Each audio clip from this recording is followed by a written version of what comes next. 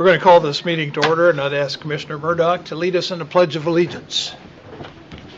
Pledge allegiance To the flag of the United States of America and to the republic for which it stands, one nation under God, indivisible, with liberty and justice for all.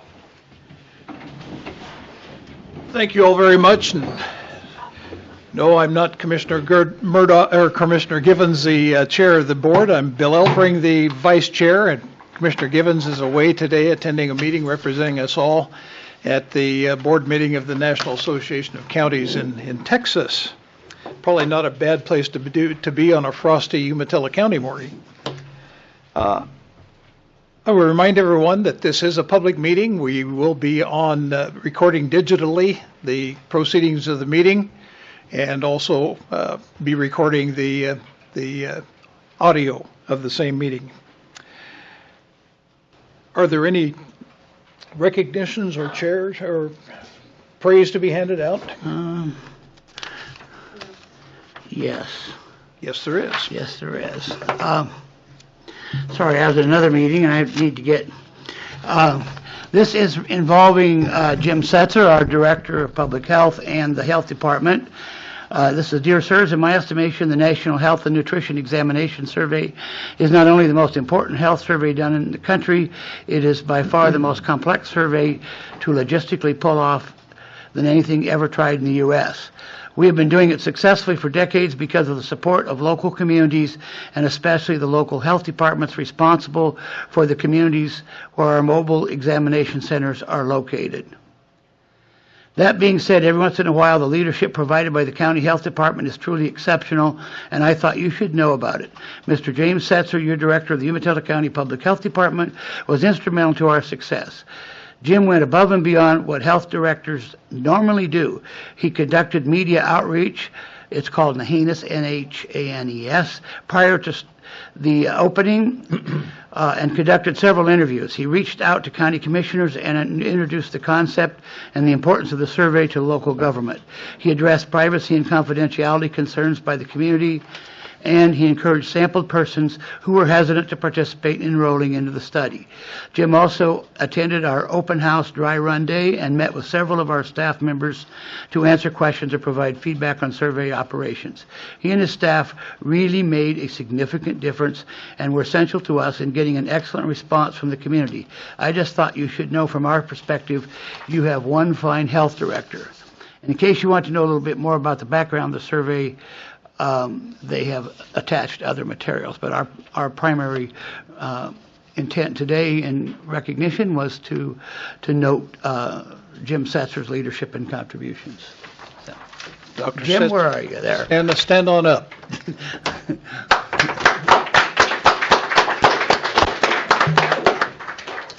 Sometimes there are tough jobs to be done, and when they run into particular difficulties, as I think this survey from time to time found people who were very aware that there are scams that happen and very, very guarded about how they release any information about themselves. And I think having Dr. Setzer on the radio and having him help with those phone calls, I think made a big difference. So thank you very much. I forgot to mention earlier, if you do carry a cell phone, if you would please silence them so that they do not interrupt the meeting today. We would appreciate that. Do we have any minutes from previous meetings to approve? There are none, so we'll move to any additions to the agenda. None that I'm aware of. None there either. This is the time in our meeting where we ask anyone who came and wishes to address the board about any subject that is not later on the agenda, because if you're already on the agenda, that's the time to speak for or against your whatever the item is. So is there anyone here who wishes to address the board about any other matter?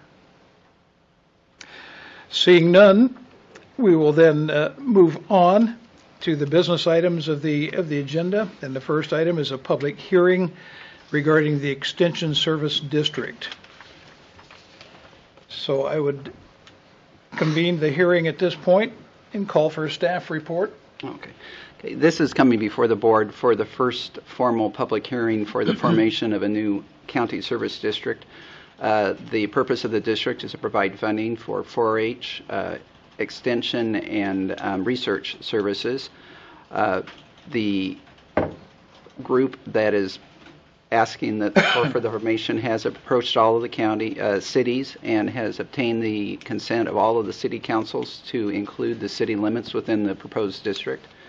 So now it's before the board to conduct the first formal hearing on it, to determine what the boundaries should be of the district, and then to set a second hearing, public hearing for consideration.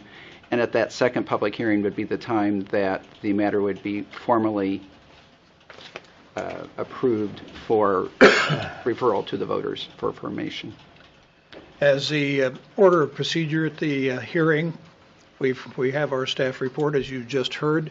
We next call for those who wish to speak in favor of the matter. And we then call for opponents, if there are any. And if there are, then we ask that we give the proponents an opportunity to rebut or comment about that information. So at this time, I'd call for any proponents, those wishing to speak in favor. If you would come to the mic, identify yourself for the record. Good morning, Commissioners. My name is Dan Dorn. I'm from Hermiston, Oregon. And as I'd like to speak in support of the 4-H Extension and Agricultural Research Special District. As someone with social, personal, civic investments and deep family roots in each corner of this county and throughout, I understand the major and unique decisions that are difficult for this county commission with so many diverse cultures, from First Nation to First Citizens to new citizens, from hard hats to cowboy hats, from data centers to event centers, from dry land to irrigated, from peas to potatoes. All of these decisions are culturally based. The one thing in common are our kids. And we're asking for the support of the Umatilla County Commissioners to endorse this special district as the rest of the counties and the cities have, so that we can move forward, retain really the heart and the connection of this community of Umatilla County. So I would like to speak in support and give my endorsement to this special district. Thank you. Thank you, sir. Anyone else wishing to speak in favor?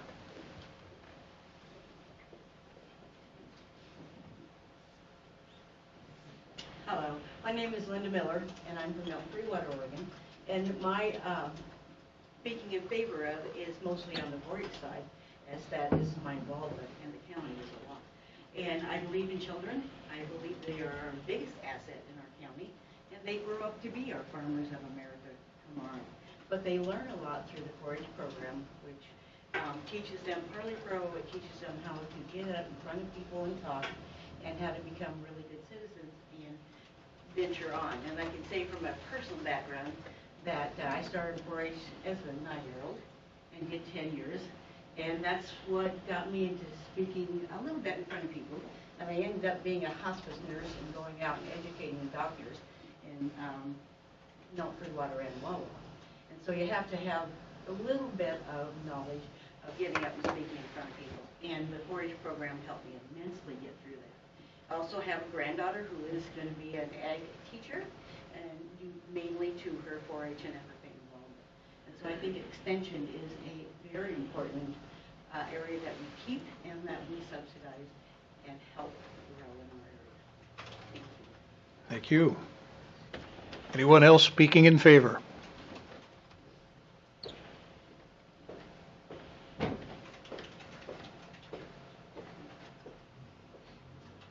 My name is Craig Goad. I'm a local wheat producer in this area and on the liaison committee at CBARC OSU ARS facility.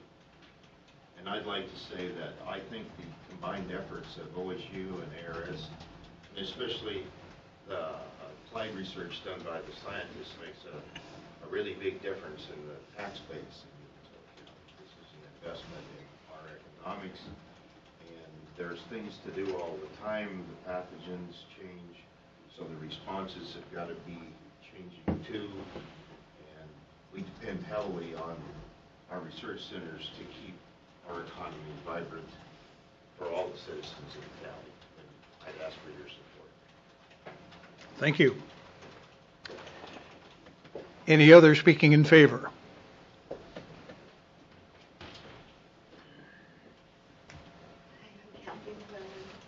And I didn't plan on speaking today, but I saw this on the agenda, and I was a 10-year 4-H'er also. It's a wonderful program, and like Mrs. Miller said, teaches kids to complete projects, do record keeping, speak in front of groups, kind of extend themselves as far as style shows, and just, it's a wonderful program, and I think it's a good district to support. Thank you. Anyone else wishing to speak in favor? Seeing none, is there anyone here who wishes to speak opposed to the formation of a district? Anyone opposed? Seeing none, are there any public agencies which wish to weigh in on the issue? Seeing none, we will then close the hearing and deliberate the matter. My understanding is this will form the district, and or will it place this? Is this to place it on the ballot? This is to basically approve what the boundaries might be of the district and then schedule a second hearing. As far as any issues regarding funding, that'll be a separate matter to vote by the public. Right, yes, the actual permanent tax rate would go before the voters for approval. But this is only the first hearing. This is the first hearing. And we would need to set a second hearing date, which at this point, is there a date?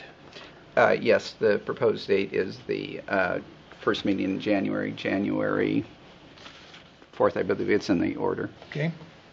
I want you to note, Mr. Chair, that even though this is a first hearing and we're not going to vote, I do appreciate taking these matters to the voters, and painful as it was, I came in extension colors today, orange and black, so, and that was very painful. Certainly knowing you, Commissioner Murdoch, it was truly devastating to do that. Didn't even know I had them.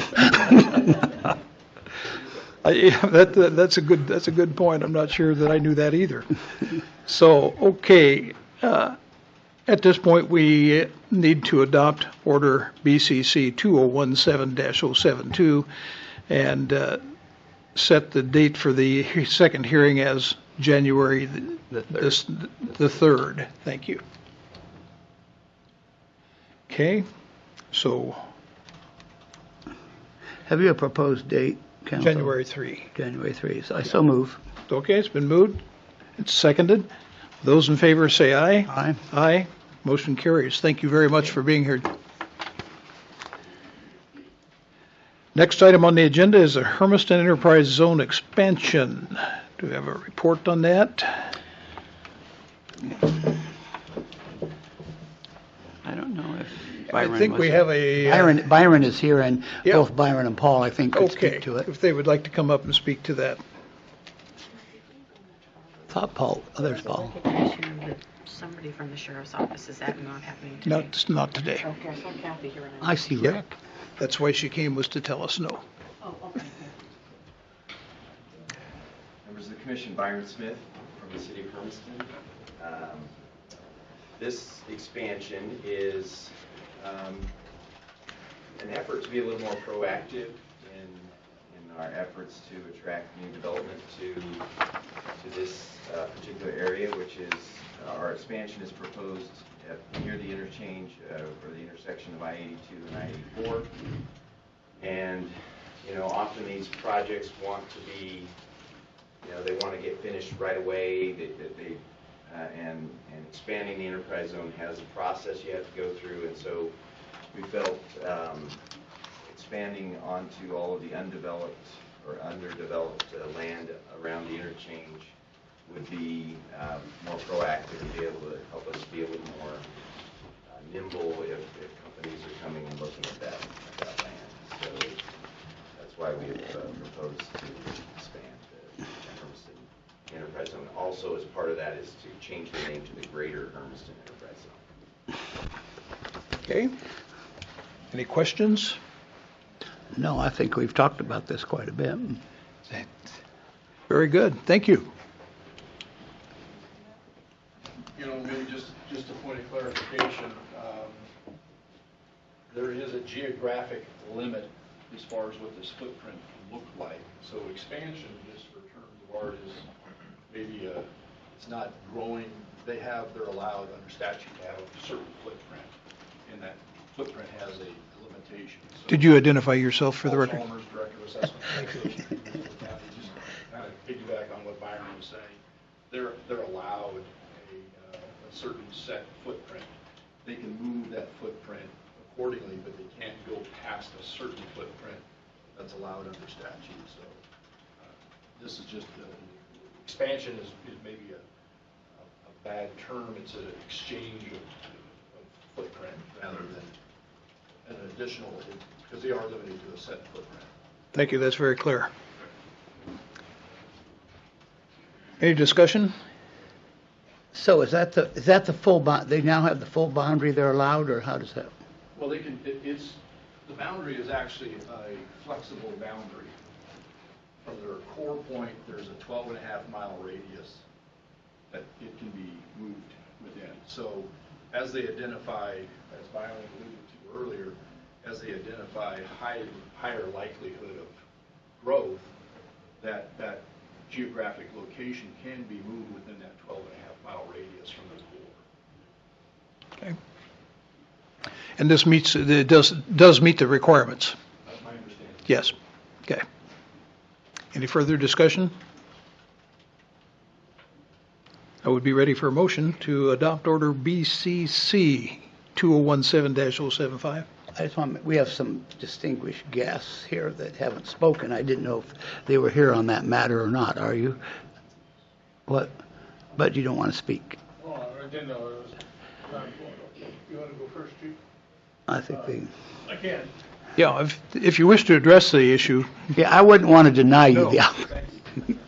Scott Stanton, Fire Chief for Umatilla County, Fire District #1, representing the committee for Stanton Hermiston. Last week, the city of Hermiston did pass this as well, and I spoke there and to just convey the concerns of the board of directors.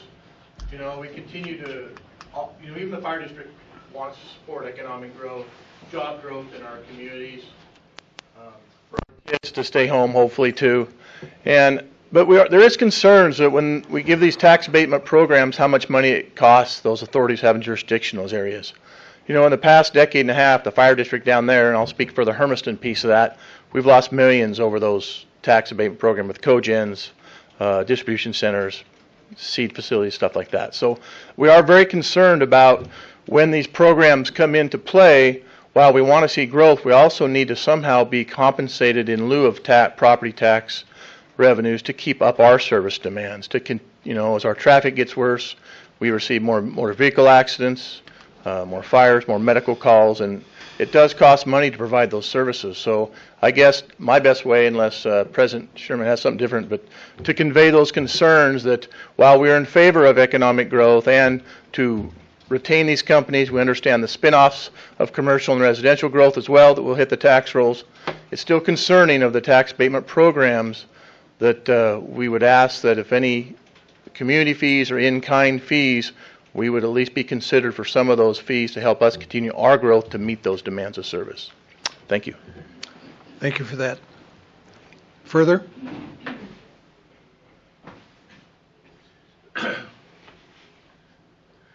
My name is Rick Sherman. I'm president of the Board of Directors of Umatilla County Fire District #1. First of all, gentlemen, thank you for allowing us to speak. There are two issues here. I think the first issue is that with growth and expansion is fine, but that creates more need for services from different agencies. If things grow as we anticipate they will in that general area west of Hermiston, it's going to mean more increased call for fire protection, rescue services, ambulance coverage. That also means that there's a greater need for us to man Station 23 out there 24/7. The problem is, to do that, we have to be able to have the funds to do that.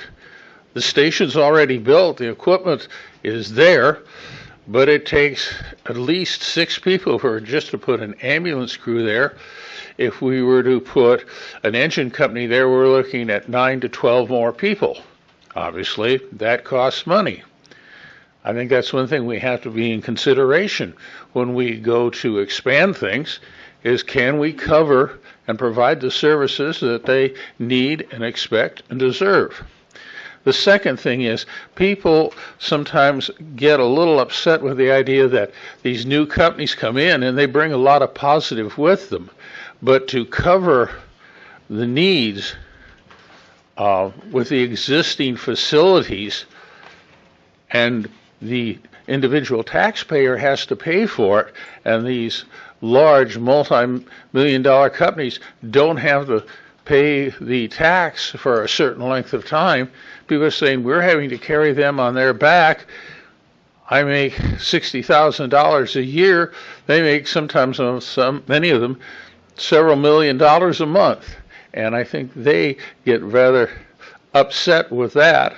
Again, not anti-growth, but we all want and need and deserve things, and we have to pay for them. Gentlemen, thank you for your time. Thank you. Anyone else wishing to speak? I see some feet headed this way. I'm Sean Halsey, Umatilla Morrow Radio and Data District Administrator. We talked about this subject yesterday at our board meeting, and the directors directed me to show up here and echo the concerns of Fire District 1 regarding the loss of funding and the added load to our systems and public safety in general. So as agencies like Fire District 1 have to up their capabilities in response to places like this going in, they also lean on my district to give them more service too. So this affects all of us. So we're losing money just like Fire District 1 with these, but in the whole 2-county area. So it's a concern. I'd like to point out, it really a loss of money. It's just a lack of future money in some cases. Right. Yeah. Thank you. Thanks. For those who are not aware, when an enterprise zone, an applicant asks for a designation, they receive certain tax credits, the minimum being a 3-year time period with paying no property tax to anybody. If it's a strategic investment plan, I know you're not here to hear a dialogue about what the plans are, but they're all treated a little bit differently. So, and are they needed to transact business with a prospective business? Yes, they pretty well are. It's pretty well proven that if you do not, that they can take it to someone who does. So I appreciate you being here tonight, or today, this morning, and presenting that point, and it's well taken. It'll become part of our procedure here, part of our proceedings. Anybody else wishing to speak for or against the matter before us, the Hermiston Enterprise Zone expansion?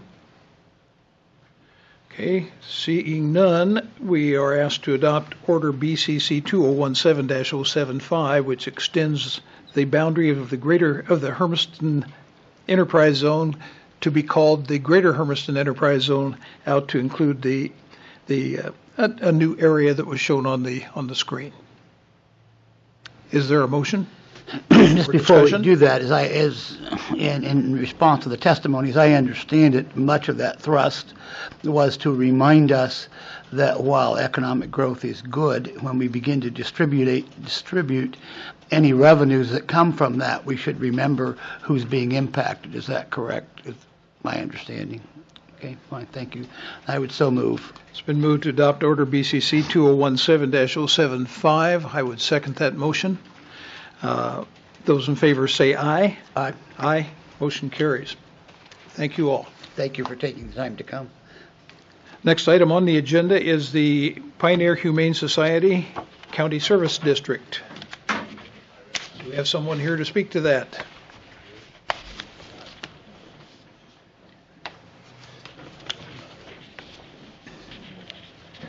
My name is Ben DiCarlo. I'm from Hermiston, where I teach science at Armin Larvey Middle School, and I'm here to talk to you today about the Pioneer Humane Society. We are proposing a special tax district to receive 10 cents per 1,000 acres of assessed value, which would give us a total net of around $500,000. One of the things that I also want to include at this point that we have just recently changed it a little bit to including the city of Hermiston as well. Originally, we had looked at excluding it from the district. We are now looking at including it. And I want to provide you 3 major reasons why we need funding from the county. One, we were originally set up as the central hub of animal services in Umatilla County. While there is another shelter here in the county, we are no-kill, and we will take animals from across the county. We also are not just an animal shelter. We provide several other vital services to the county. We have one program that provides assistance with pet food to those who can justify needing the financial assistance. We also have programs that provide transportation of animals up to being able to get spayed and neutered, helping to reduce the cost for people. And that is members of the public, not the animals in the shelter, though we also spay and neuter them. Our third reason, the model of counties funding Humane Society is kind of what's happening right now, not just across the state of Oregon, but across the country. We as a board are really worried right now that we're not going to have, if we don't get funding from the county, animal services in Umatilla County would not be headed in a positive direction. It really closes a lot of the doors that we need to open to be able to provide services. So although we know we have plenty more work to do as far as setting up the district, going to the cities, we first need your approval so we can start that process. This approval is to approve you to go about seeking approval. Yes, that's correct. And my paper here says that it has all areas in the incorporated cities except Hermiston's. And we are now including Hermiston. That was a... Has there been an amendment to this? Yes. Okay. Not to that, but the order itself will. Okay. Okay. And then after the district is formed, then you'll seek funding, or you'll seek Yes. that at the same time you seek voter approval to? Correct. Okay. Okay. Any questions? Okay. Anyone else wishing to speak? Seeing and hearing none? I think sometimes there's misinterpretation that the commissioners approve the formation of these new districts. What the commissioners actually do, to my understanding, and oh, sorry, Marge, I didn't see you come up there. Go ahead. Go ahead. I'll come back. I'll just speak for this initiative here. This animal shelter was originated in 2009 as a county-wide service for Umatilla County. And at that time, the county was approached for a letter of support. And there were some pledges, not just from the county, but from the city of Pendleton, from the city of Echo, and from the Confederated Tribes for the support of this shelter. It could not have started without that support. Since that date, the county has supported at least 1 year with a gift to PAWS, and they have certainly been verbally supportive of PAWS. And it has been the responsibility of PAWS to prove themselves in the last 5 years or 7 years of operation. And the statistics before you, which have been very difficult to keep track of in all the things that happen at PAWS, but they have. And because they knew that this day would come when it would be prudent to go before the citizens of Umatilla County and say, this is a problem that is county-wide, that we all need to take responsibility for. And that's what this initiative is now ready to go forward with, which takes even more energy from those volunteers that are serving this organization. So we're just here to ask you to give us the go-ahead to step forward on this initiative to bring the county's responsibility for the unwanted animal population that could be overwhelming to our county government if PAWS was not in place, to have its day. So that's how I see it, and I really hope that you approve of this step, because we've done a tremendous amount of work to get this far, and we appreciate your support.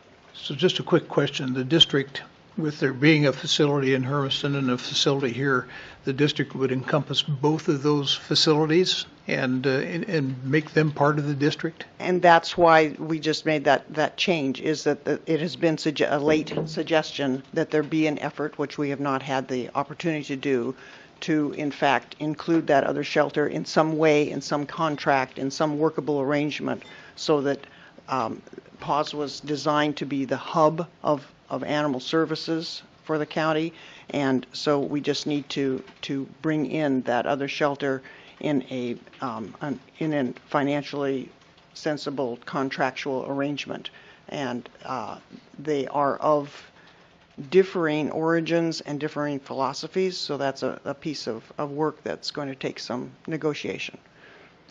Thank you. Thank you.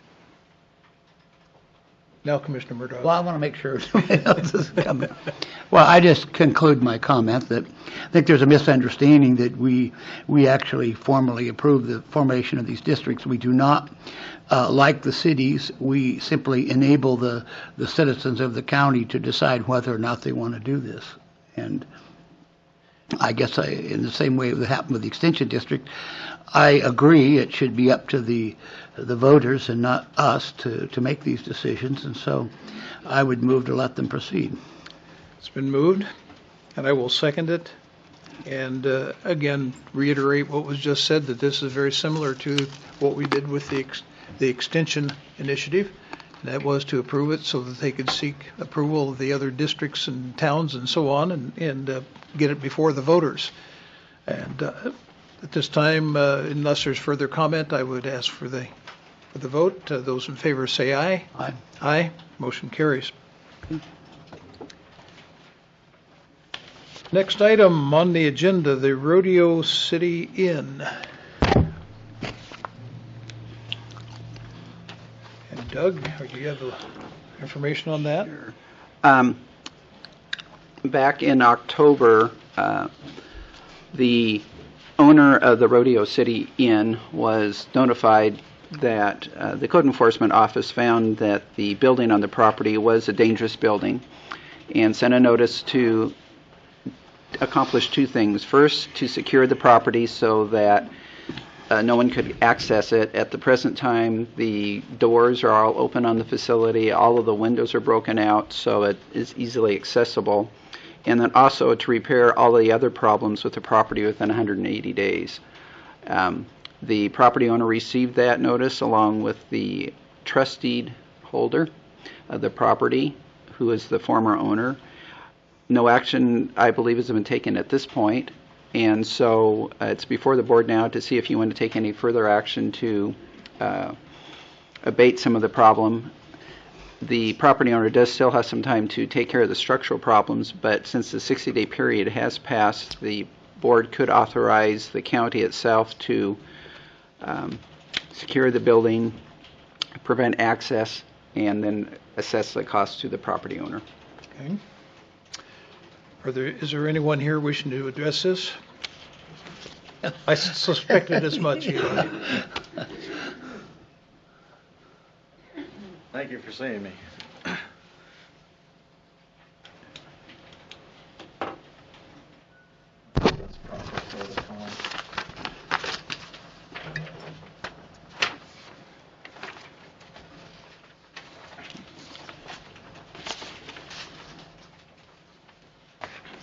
So I'm not sure what to make of this. Rodeo City Inn is not underlined. Eli, if you could identify yourself for the record. Eli Stevens, a Umatilla County citizen, Pendleton, Oregon citizen.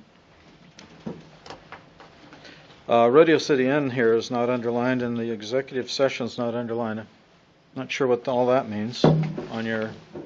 It just means there was not a link to it, so it's... Yeah, no, I was trying to be funny. It was my attempt at humor. we've come along, come a long way on this Rodeo City Inn thing. I mean, it's been years, I think pushing 4 years. So I don't want to give up. We're so close to the end here. I think this is the second to the last step to take. They're behind 3 years in taxes, so that's going to come up here pretty quick. There are still people that we chase out of there weekly. There are still people hanging out. So I would ask you, don't give up. If we can stop the bleeding by boarding it up, and it's not what I deem an attractive nuisance, it's boarded up, then they'll either lose it to taxes or else the 180-day clause will kick in, one or the other. Maybe somebody will buy it. The bids I gave you were kind of twofold. As you know, I do property management.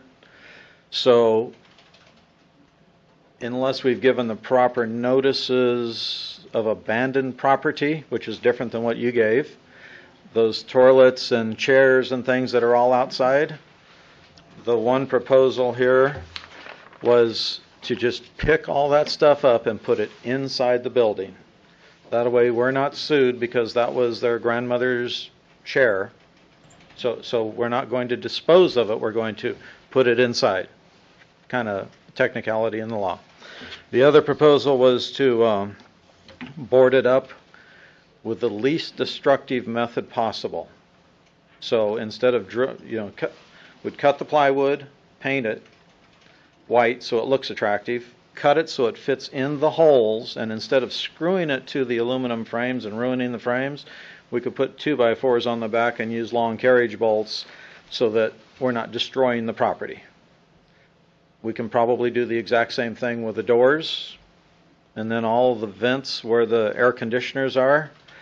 The last guy crawls out through that hole, and then we'll have to screw a couple of 2x4s on that to secure that.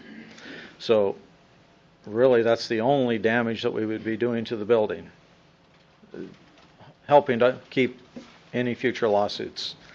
30 years doing property management, I've seen oddball things. So that's what we proposed, using plywood, not particle board, painting it, priming it white so it looks attractive, boarding it up, stop the bleeding so you don't have the county, the sheriffs and deputies up there again and again. Just a question, Doug. If under the ordinance, the county could secure the building and charge the cost to the property owner, would we be under the usual posting requirements of securing bids for this? Yes, due to the estimate, it looks like it's over 10,000, so we would do some other formal process to hopefully obtain some other quotes. Okay. So the matter before us is what to do with Rodeo City Inn, which has been a consistent problem for, I think, about as long as I've been on the board here. And it's just asking that we take control under the ordinance and secure it. Yes. Okay. That's the only thing at this point, because we did provide them additional time to actually take care of the main problems. Okay. That's my question. So this bid, whereas good to see it. I know it's more than I expected, but plywood's well. And under the everything's gone up. Under the rules, we have to post it and allow others to bid. So not a problem. I provided we take control of this via the ordinance. The 60 days have passed, so we are then able to do that. Yes, we are. And then they have 180 days to remedy it and pay us back for any costs that we spent. Yes. Okay. It's not a profit center for me. I don't care. I just wanted to give you guys an idea what you're up against. Sure. The Sam is licensed, bonded, insured, all that stuff. He can do it. But if you find somebody else, by all means. I just want to see it boarded up to make it not an attractive nuisance. Okay. Well, I think getting the parameters are helpful. Okay. Okay, thank you. So the matter before us is to invoke the ordinance, secure the building, obtain costs to secure it, bill it to the owner. If the owner doesn't pay those, then it's foreclosed. Okay? Any further questions?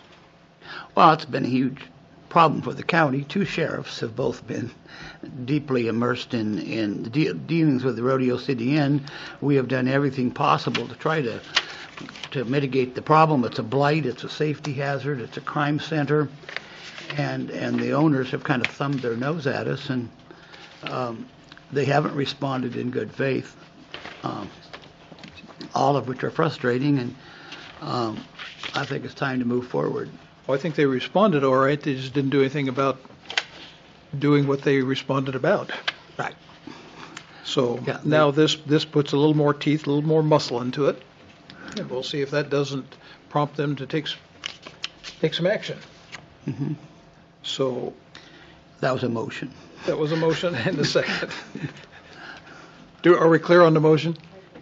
And there is a proposed order. I don't know what happened to it, so I'll get that routed for signing. That Okay. basically conforming that to do that. Okay.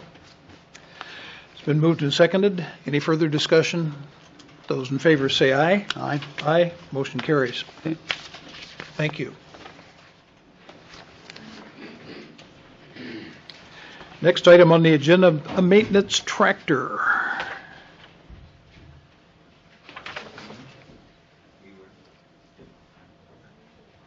Good morning, Commissioners. Dale and I, Director of Administrative Services. The Maintenance Department has to maintain all the grounds and facilities for the county, plus all the properties that we foreclose on, which are usually abandoned properties, abandoned lots, and we have to clear those properties. We use, when we can sometimes, if available, from the road department, a tractor, or we rent equipment, which also takes time for our men to go down there to procure that equipment and get that, if it's available. During the winter time, a lot of times you can't really rent a tractor with a plow in order to plow our driveways, because everybody else is doing the same thing. We're spending our employees' time, which is our biggest expense, versus just getting a tractor that we can use when we need it. And it's becoming more predominant that we're using it more often. We are working with Tom Fellows with the road department to secure a used tractor, which is to be less than $20,000 is what we're targeting at. And any questions? So what we're being asked is to authorize the purchase. Yeah, I think authorize the road department, Tom Fellows, to find us a tractor and be able to purchase that tractor. Will that be then brought back to us for discussion as far as the amount is concerned? If you're talking 20,000, yes, it would have to go through the formal acquisition process. Something less than that, yes. Okay. I know last year when we had our snows, it was very difficult to get someone to clear the parking lots and the sidewalks, make them safe to use. And we have facilities all over the county. Will this tractor be made available to Milton Freewater, Hermiston, and the other areas? Well, the main idea is we would load it up to haul it down to Hermiston and also be able to do that area around the courthouse and the area here. Trying to get timely into those places. We have to do those before people start to drive into the driveways. Once somebody drives on the snow, you can't remove that packed snow, and that becomes a tripping or a slipping hazard. And that's one of our bigger problems. So if we can get ahead of the game the night before, early in the morning with our own equipment, we can hopefully make things better. We have purchased a snow blower for our new lawn tractor, so we'll be able to get the sidewalks around here, around the courthouse, and we can haul that too. But still, we're talking staff time. Trying to time a storm is always difficult. Yeah. We are putting in a water pump to heat our 2 new sidewalks, so that will reduce our slips and falls there on. We usually get several slips and falls, which creates a liability for us, and lawsuit opens us up for lawsuits. So it is a top priority for us. Also, it's when people slip and fall, they're not just the public, but they're employees, which means time loss too. So it is a high priority for us to do that. Very good. Would you track back? I thought we already approved this.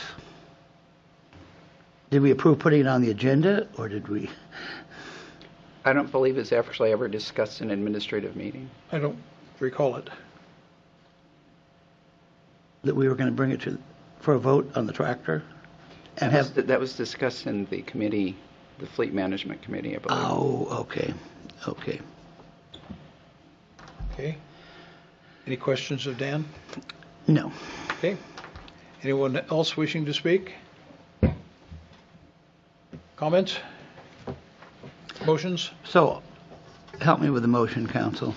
Basically, you're authorizing them to start the purchase process, so basically to go out for bids. I think the idea would be that hopefully as soon as one is found, we do a very quick turnaround and come back with a formal proposal with the authorization to purchase at that point. This is basically to go out and start the process. Unless you can find something that's under 5,000, it would have to come back for more formal approval. But this is to authorize him to proceed with the purchase. All right, then I'd so move. My fear is that it's going to be spring before we get done, so whatever we need to do to expedite it, I move. We expedite it. I would second that. It does cause considerable disruption when there's a lot of snow on the ground. Where are you going to park and how are you going to stay out of it? So if we can get those done beforehand, before people arrive at these buildings, that would be really, really great to do. Those in favor say aye. Aye. Aye. Motion carries. Our previous maintenance director used to like to pile the snow behind my car. I trust you remember who made this motion. And look more favorably. We will move it to another commissioner's car. Yeah. Hopefully he won't have his windows open. Thank you, commissioners. Next item on the agenda is pavement inspection services. I would presume Mr. Fellows is going to speak to that one. Good morning, Commissioners. Tom Fellows, Public Works Director. Yeah, I can speak to that. And if he can't find enough snow, we'll haul a dump truck load. Thanks. That's why I have four-wheel drive, so I can get out. With the passage of the transportation package in the state of Oregon, there was added some accountability standards, I guess that would be the best way to put it.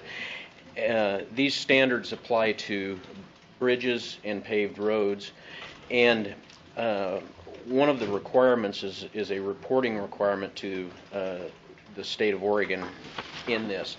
The bridge piece of that is not difficult at all because we're already doing that 100%. That's pretty much being handled through the bridge inspection services that the state of Oregon provides to Umatilla County and all counties in the state.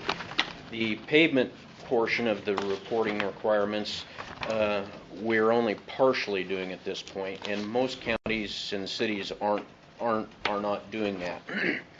What that's going to involve is full inspection of our paved roads, and then report the condition of those roads to the state so that they can publish it and put it out to the legislature and anybody that's interested. In the past, we've used a service, Capital Assets Pavement Services. A number of years ago, they came and did our entire road system. And then the Public Works Director at the time, we'd lost some funding and some things, so decided to not continue with that service. They're still in business and still have our system on file, actually. So what I'm proposing is we have them come in and completely reassess our entire paved road system. And they've shot us a price of just under $30,000 to do that, which is, in my estimation, is a real reasonable price to entirely assess 500 miles of pavement. Takes quite a bit of time. And then moving forward, then once we have the first year in hand, moving forward, idea is we're probably going to cut our system into thirds and just do a third of the system every year after that. This will get us the data necessary to report to the state and to fulfill the requirements of the transportation package. One thing to note, if we don't fulfill those reporting requirements, we lose our funding. And so it's pretty important that we get this done by the time frame that they've allowed. So in a way, it's a mandated thing that we are mandated by state law to do. The reporting, yes, we are mandated by state law to do it. We're not mandated to have somebody come in and do it for us, though. I mean, we could certainly do our own inspections and reports. I don't think that we could do it for any less money doing it ourselves than what we can hire it done. And this system is not only recognized, but it's more efficient, so there'll be a lot less questions asked, and it should flow through really well. So what does the survey, what product do they have? What do they tell us, and what do we do with that? What needs to be done with it? Well, primarily what they do is they come in, they do a visual inspection of the road first, of individual segments, and then they come back and they try to gather a representative sample of the entire segment that they're inspecting, whether that's 5 miles, 1 mile, or whatnot. Then they come back and they actually get out of the vehicle. They walk through. They measure cracks. They measure and they look for distresses, whether it's pavement distress or whether it's something associated with the under the pavement, whether it's water or just poor base materials, and this all goes into a database, and at the end of it you come up with a pavement rating, and it's on a scale and of 0 to 100. So it's pavement condition rating is what they call it. Does it give us priorities on which roads and what sections really need to be addressed? It can. We can utilize it for that. We can utilize it to come up with priorities. Primarily, it just gives you an overall view of your entire paved road management. It'll identify areas of high need. It'll identify areas of low need. The other thing it'll do as you perform maintenance practices, if you continue on with the program, it'll also tell you whether those maintenance practices, whether you're getting your money's worth out of them, because the pavement condition is obviously going to raise, and then it'll start deteriorating over time. So it'll give you some good analysis that way. So it's good. It's got a number of benefits other than just meeting the required reporting benefits. Right. Thank you. Any other questions? No, because I understand it. First and foremost, we're supposed to preserve the paved roads. Isn't that written in? Mm-hmm. Yes, it is preservation. And that's what we're supposed to be doing, is preserving the paved roads. This isn't capital improvement stuff. No, I understand that. And I also think it makes sense if the state's going to invest this kind of money in trying to improve the roads, having accurate data regarding the current condition makes sense. So I move for approval. I'll second that. Those in favor say aye. Aye. Aye. Motion carries.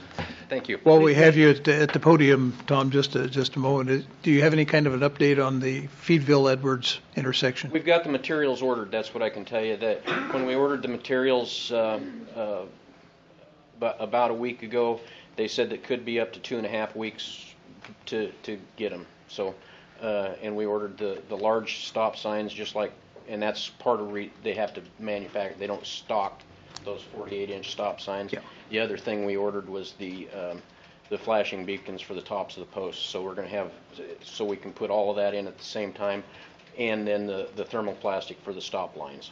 So all of that stuff is on order. It'll be in when it gets in. I seem to recall from that discussion there was some, that we were going to be provided with a cost to put an overhead. Well, I had provided an initial cost on that, and I don't have those notes with me. I don't remember. No, I wouldn't expect you necessarily to have that today. What it was, but the overhead option was very. It wasn't going to happen real quick. I mean, because you've got to involve the power company in a number of things, and so when we looked at the cost of the overhead option versus the cost of the flashing beacons on the posts, we simply elected to go with the what we could manage to put out there immediately and move forward with that program rather than elect to put the stop signs up and then as the power company and everybody could get involved. I mean, that, quite honestly, that whole process, there would have had to have been some specifications and some bidding involved. That could have taken up to 6 months to get that out there. So it didn't make sense to me for the difference in the price to we'll just go with what we had available with the best we could provide at the earliest possible juncture, and so that's what we went with. As I recall, the flashing beacons versus the overhead light were options provided. Yes. Either way, is that correct? Mm-hmm. You could do either one as you determined best. And that was, I mean, that was our reasoning. There's no data out there that says one is better than the other one that we could find, and quite honestly, the ones mounted on the posts were, like I say, it was something that we could deliver short term rather than long term. So, and the cost wasn't the issue. It was more of a timing thing, and that way we can get it done and see how it performs. Well, it doesn't preclude going farther. No, you can always do more. I mean, there isn't anything that says we can't do more in the future, but hopefully this. Well, let's hope that the blinking light will draw attention to the sign. and not draw attention to the bullets. Uh-huh. Yes, that too. Thank you, Tom. Anything else? No. Thank you. Thank you. Do that one next, number 10. Okay. We've been asked to adjust our agenda to take up the matter of the covers fair storage building item 10, and then we'll come back to number 7 after that. Number 10 has to do the Fair Board seeking to add roofing to 5 storage buildings at EOTech to enable coverage for additional storage. Speaking to that.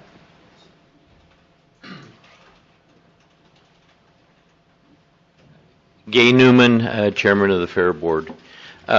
We have, between our connexes there at the fairgrounds, which you have seen, we've had tarps that we've procured from hay companies and that. Those have all been ripped, and we figure there's somewhere around $75,000 to $85,000 worth of stuff that we don't have a place to store and are getting wet. And we need to protect those. They range from tractors to gators to lawnmowers to tables and chairs to grass seed that we had to plant for some of the areas. What we would like to do is get a permanent type cover between those containers. There's 4 covers, and we could put everything under cover and kind of protect it. We've gotten some bids from different companies. We have one from Coast to Coast down there that would install it. The only thing that we would have to do as a fair board is to put the mounting brackets on the containers. And we have got a group of people that would do that for us, no cost. We just need to get a cover over it. And we would like to go with the horizontal one, which is a cheaper one from Coast to Coast. We might have to go to the vertical because we're going to put in a drain system, gutter system on it. But that's the one we would like to go with, the horizontal one. Yes. It's something that needs to be done to protect our stuff. We can't do anything with tarps anymore. We put those up and the rain falling on them and no support across there, they just rip. And it's ruining a lot of county property that we'd like to get protected. We just like to get the authorization to do that. I think it's 11,009 something for the, 11,980. yes, for the horizontal one. We might have to go to the vertical one, which is 2,000 more, depending on our gutter system, and I will know that today, but we would propose the horizontal one, which is a cheaper one. And you have, did I hear you say how much merchandise, what the value was? 75 to 85,000, right? Just a guesstimate of the stuff that's sitting there, and that's not everything under there. We have other stuff stored other places. We just like to try to get everything so it's at one place so we could protect it. Did the vendor say anything about the ability of the building to withstand wind? Yes, they have let us know that it will, I think it's 90 or 100 miles an hour wind is what it's supposed to sustain. We would provide the mounting brackets onto the containers and it'd be there, and we're just a matter of for the fair board, we would have to put the gutter system in and those mounts, and we have people that will do that. So, okay. But we need to get started on it as soon as possible. What's the fair board's plan ultimately for their storage? Is there a plan at some point when the fair board can afford to do so to put a permanent building there to put things inside? I guess I'll throw that back to the commissioners. When do they want to? That's the fair board. We really don't have property to do it there other than that compound. We would like to move it, a permanent building to the north of that compound and do something eventually, as soon as we figure out what responsibilities EOTech, City of Hermiston, and County have in that. We don't know exactly. We would love to have a building in there right now that we could have an office in and shop and everything else, but that's not practical. This we felt was the easiest way to get things protected at the least cost for the return, and it's always something that would be used in the future. I mean, come fair time, there's thousands of items need to be stored under cover. This would offer that opportunity then too. Is that when you say 80,000, is that replacement value or is that current value? That's current value. That's not. There's, I think, over 100 tables sitting out there that we keep going out and throwing a tarp over, but wind and rain, they've leaked in. We've lost some tables already. There's a ton of grass seed sitting there that we could try to keep protected, but there's several bags of that have gotten wet. Our tractors and gators and lawnmowers and our floor polisher, those things are things you keep putting a tarp over. We can't get them secured the way it is. And we have all of our display racks for in all the 4-H buildings and that we cover them, it blows off, they get wet, and now some of those are gonna have to be replaced already. So, when you say the vertical, what's going to determine that? I wanted to talk to him on basically the mounting brackets. That was and the gutter system for off of it. That was gonna determine it. The fair board would like to have the horizontal one because of the cost, and we think it's more pleasing to look at. So, would it provide the protection that you really need? I mean, it's going to be elevated. Would wind-driven rain come under that? Well, with the containers on each side of it, the only way that something would come into it would be either from the north end or the south end. And we think that that's something that once we have that up there, we have those tarps, we could drop them down on each end, and that would basically keep things from blowing in there. We would put a gutter system down the edge of the containers to run the water out the south end, and that's not that big of a deal. So, okay. But the big thing is to get started. Is the EOTech board aware that we're doing this? Yes. And they've okayed it? Yes. Not an official meeting, but unofficially, each member said, "Yeah, go ahead and protect this stuff in the compound." So the containers are the fairs. Right, but I don't know. Doug understands the lease better than I do, but I think it's still the EOTech property out there. This is within the compound that the county has. The compound is county. The county. It's not part of the EOTech site. It's just that little storage area. It isn't part of the EOTech site? That one is reserved for the county, that portion. Is it our property? We have it, I'd say, leased, basically. It's part of the commitment that was made to EOTech when the fair agreed to hold the fair there. Yes. I only raised that question because it was brought to my attention.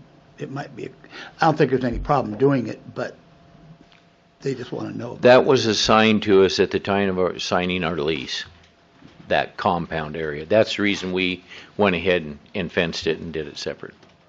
Okay. Okay, so the use of it. Yeah. Okay. Okay. So moved. It's been moved to approve. I'll second that. To approve the contract with Coast to Coast Carports for roofing in the amount of $11,980. Those in favor say aye. Aye. Aye. Motion carries. One question, if we have to go to the other one, or do we have to come back, or? What? To the horizontal, I mean, the vertical one, do we have to come? How much additional? To $2,300, is that correct, Doug? It's $14,380. Was a bid for that amount. 14,000, so that's 2,400. 500. Yeah. Not for 3,500. No, I think that's a legal question, legal answer that. I guess if the board wants to, they'd say you'd have to authorize that as well. Okay. Then we'll go with the horizontal. Okay. Thank you. I was trying to remember the diagram drawn for us by our CFO yesterday. Thank you very much, Gay. Next item on the agenda is CTUIR Environmental Health Services. Dr. Fetzer. Morning, I'm Jim Setzer. I'm the director at the Umatilla County Health Department. As we know, one of the things that Umatilla County Health Department does is provide environmental health services, which include inspections of hotels, pools, food service establishments, and septic systems. We provide those services for Umatilla County as well as Morrow County under a contract where we're reimbursed for the work. The one part of the county where we don't provide those services is on the reservation, where the CTUIR provides those services in their jurisdiction. Owing to some personnel changes, CTUIR approached the health department and said, could we provide those services on a contract basis while they don't have that capacity. And we've looked at that, we've costed that out. We do have the capacity, the ability to absorb that extra work. We also have the ability to absorb that extra revenue.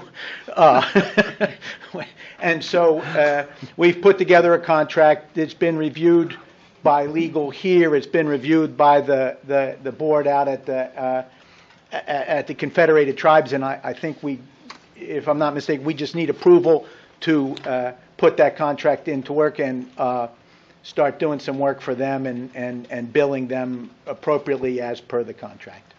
Sounds like a win-win. I think so. I mean, I think this is exactly what we want to be able to do. And I don't tell them how to run their business, but I don't think it makes sense for them to invest in the capacity to do that for the small amount of work required in their jurisdiction. So we're happy to do this. These cross-jurisdictional sharing are all the rage within the public health sector here in Oregon. So I think we're doing the right thing. I think it makes perfect sense, and I'll so move. It's been moved. I'll second. Those in favor say aye. Aye. Aye. Motion carried. Thanks very much. I'm trying to think of an area where we don't have the capacity to absorb additional revenue. Is there any, Robert? I threw that in there as an additional hook to get it. Yeah, thank you. Yeah, we're always looking for areas where we can absorb revenue, believe me. Oh, perfect. It's an interesting new concept. Well, we're talking structure this morning. We talked about the structure for storage at the fairgrounds. Now let's talk about departmental structure. We're going to talk about the juvenile department rearranging. Morning, Commissioners. Dale Premer, Director, Umatilla County Community Justice. I think as you're all aware, as of January 1st, Mel Carter will leave the juvenile division and become employed through the Human Services Department with the county. So with that vacancy, my department as well as the Human Services have looked at the structure of the department, the employees we have, and the recommendation is to reclassify two positions. One is a current probation counselor assistant or aide, and reclass that individual into a probation counselor. That gives us more flexibility, allows us to use that individual in a caseload carrying capacity. You'll notice that it moves the individual up one pay grade, which is a cost. I think it's about $75 or $76 a month. The second request is to reclassify the soon-to-be vacant office manager position and reopen that as a probation counselor aide or assistant at a range 20. The net result is similar to that of Jim, will be something that brings revenue back to the county rather than being a cost. It will provide more flexibility within our department. It comes in at a savings to the county going from a range 24A to a range 20. But I don't have a specific dollar amount to say how much that will save, because it'll be dependent on who gets hired and what their benefit package is and the rest. So with that change, Digna will turn over her current caseload and assume some of the office duties that Mel used to have, budget, payables, travel authorizations, etc. And that time will be created up by her moving those cases over to these staff members that we're proposing here. So that's the proposal. So any questions, I'm happy to take them. And it all shuffles down to a net savings. Correct. Okay. Questions? What if Digna decides this doesn't work? Well, then the next time Digna has a vacancy in her office, she'll have the opportunity to rectify that. But in between now and then, you're right. I mean, I looked at this with a fairly skeptical viewpoint from the beginning, looking at the amount of demands coming in as it relates to budget, payables, and some of those office-oriented kinds of things, maintenance, supplies. And she's comfortable, given the handing off of a caseload, that the amount required in a division that small, that work would be easily absorbed between her and the staff that she has. Well, it's a position of the county. Because we are the largest county in eastern Oregon, for one reason, and for other reasons of being connected, we make it pretty clear to our directors that we want them to be engaged in managing locally, but we also want to make sure that they're engaged on a regional and statewide basis. Correct. So that they're on the cutting edge of new approaches. I mean, we've saved a lot of money over the years by being on the cutting edge. Well, you're right, but you can also, and Digna and I again had this same conversation leading into this, is that you can find yourself filling your day with so many miscellaneous duties that you can no longer afford the time to be engaged at a larger statewide level to learn the best practice and to learn the vision and the direction the state is moving. So that will be my job, to monitor that engagement and to make sure that as an agency that we don't clog ourselves down by reducing our staffing to the point that we are no longer have the capacity to do that. And in the event that we find ourselves in that spot, that will require further conversation. But at this juncture, she feels that this is the FTE structure that will serve the citizens the best. It happens to come with a savings, and we'll look and see, and to make sure that our engagement and with our statewide partners and our continued learning in terms of best practice continue. Well, it's my understanding that engagement is actually a seven-figure equation over the years. I mean, the complete restructuring of your juvenile operations and all you've done has saved us 7 figures. Isn't that correct? I don't know the amount. I know it's considerable over the years. Well, I go clear back to the fact you aren't operating the cells. Yeah, no. By the time you strip away detention, and then by the time you figure When I came in, we've had a number of staff that have gone and done different things, and we have absorbed that attrition where possible. And I think we've gotten ourselves to the spot where that attrition and those cuts have given us a limited amount of flexibility when somebody's on vacation or extended medical. And the proposal here will provide some redundancy, so we're not so thin when we have people away, vacation, extended medical, or the rest. Well, Digna's a director, so she gets to work as long hours as she wants in order to get it done. That's the beauty. But she has something to contribute to her colleagues, and they in turn have something to contribute to her, and I don't want to see her tied to an office. I would suggest that after the conversation with her, with Mel, who also feels comfortable with this proposal, as well as Jennifer, I came in and agreed to move it forward.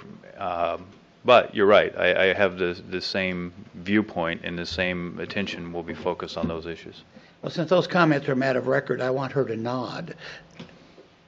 I'm currently doing 3 caseloads and doing operations and support to the staff, so I feel comfortable with this. Okay, that's And good. I'm still participating in evidence-based assessments and COJAC meetings, directors meetings, so.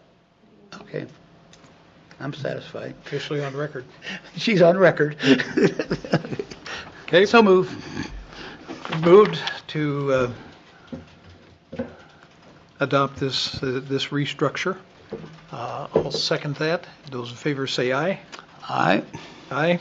Motion carries. Thank you. Commissioners, have a good day. Next item is a fee ordinance amendment. Public health. Sister again. Scintillating. Yes. I'm still Jim Setzer, the director for the Umatilla County Health Department. Another one of the things we do as the Public Health Department here is to provide for the registration of vital statistics for both the county and the state. That's births and deaths. Part of that is to issue birth certificates and death certificates. The state is changing the fees assessed for those certificates starting January 1, but it's up to the county to set our own fees. Our proposal is that we approve an ordinance which would update the county fees, which it seems haven't been changed since November the 7th, 1994, to match the state fees. And so we just want to keep pace and in alignment with the fees being assessed by the state. A $5 change in the additional copies requested fee. Yes, sir. That's the only change? Yes. Are we having a hearing? Yes, this requires a public hearing. Thank you very much. So my input is, I'll open I think the we public. should do that. I don't know if that's part of the inputs requested or not. Let me back up and open the public hearing, and then we are hearing staff reports at this point. Okay? Any additional reports, any additional questions? Anyone speaking in favor? Opposed? We don't need to hear it again. Not again. We will close the hearing then. So, is there a resolution? Yes, there's an ordinance. Oh, ordinance number 2017-17, move for adoption. Second. Those in favor say aye. Aye. Aye. Motion carries. Next item on the agenda, Dry Creek Livestock District annexation. Okay, this is coming before the board to basically establish a hearing date. The county received a petition to annex property into the Dry Creek Livestock District. This will require notice and a public hearing at a future date. And so the proposal is to set the meeting on that for January 17th. So move. Been moved and seconded to set the hearing January 7th. January 17th. 17th. Yeah. Okay. And that's just under order number BCC 2017-077. Okay. There's a motion to adopt the order. I'll second it. Those in favor say aye. Aye. Aye. Motion carries. Next item is the URUS Community Benefit Fund. Funds that have been continued to flow into URUS even after the agreement that was originally for the windmill development out there, the community benefit fund. The company has continued to provide funding for that, and this is now before us. It's been requested that we approve a grant and adopt Order BCC 2017-073. Anybody wishing to speak to this?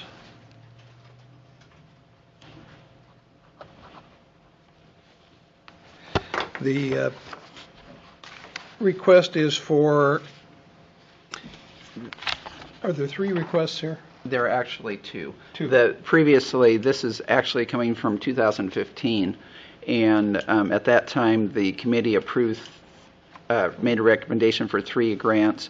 The one to the Milton Free Water Friends of the Library for the new doors was already approved previously. It's just now the other 2 are coming before the board for its approval to the Milton Free Water Downtown Alliance. Okay. For operating expenses. Yes. And for reimbursement of school-based bond passage efforts, $8,560 for that, $10,000 for the operating expense of Milton Free Water Downtown Alliance. We have a copy of the minutes where the URUS Community Board approved those, and since the process is they approve them, they send them then to us. The funds are ours to be distributed that way. So is there a motion to grant and approve the grant, adopt Order BCC 2017-073? I would make that motion with a caveat that we encourage them to explore capital expenditures as part of their duties. As part of their spending plan. So noted. I would second that. In favor, say aye. Aye. Aye. Motion carries. Can we switch 13 and 14? What was that? Can we switch 13 and 14? We can do that. Okay, thank you. Supplemental budget? No. Do the charter review first and then the supplemental budget. Okay. We're going to proceed with item 14, the charter review, and requested action is to approve scheduling for Umatilla County charter review, including issuance of applications to interested citizens. Discussion? Do you want me to? You want to do it? Yeah, I'll just. Yeah, since I wrote it. Okay. This is obviously we need to do a charter review, so this motion would include the fact that we are going to undertake a charter review, that we issue a public request for interested citizens to apply for appointment to the Charter Review Committee, that up to 7 citizens would be selected to become part of the Charter Review Committee. We formalize thereafter the organization of the committee, and the recommendations are due to the Board of Commissioners by July 1st, 2019. And I would move that we accept that proposal. I would second it. Further discussion? Seeing, hearing none, those in favor say aye. Aye. Aye. Motion carries. And the final item on our agenda today is a supplemental budget. I like the frosting on the cake. It is a public hearing, so I will open the public hearing and ask for staff report. Good morning, Commissioners. There is one supplemental budget on the agenda this morning. The notice appeared in the November 28th issue of the East Oregonian. It's Budget Order 2018-11. It's for the Human Services Fund, the Developmental Disabilities Program.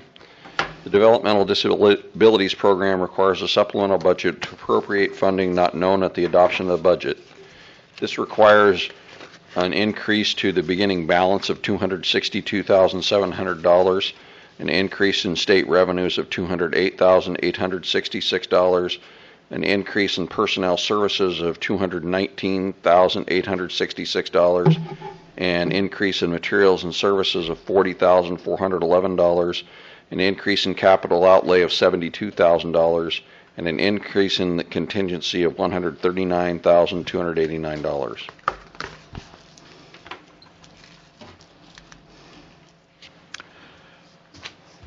Is there anyone wishing to speak for? I don't see them. Against? Don't see them either. I will then close the public hearing and we will deliberate the budget order. 2018-11. So move. It's been moved to approve. I'll second it. Those in favor say aye. Aye. Aye. Motion carries. Thank you. Thank you very much. That brings us to the end of our agenda. Commissioners' reports. Commissioner Murdoch. No, since I reported yesterday what was up, I don't have anything new. Okay. And I likewise have nothing new that has not already been discussed and well known. So with that, we will move for adjournment. So move.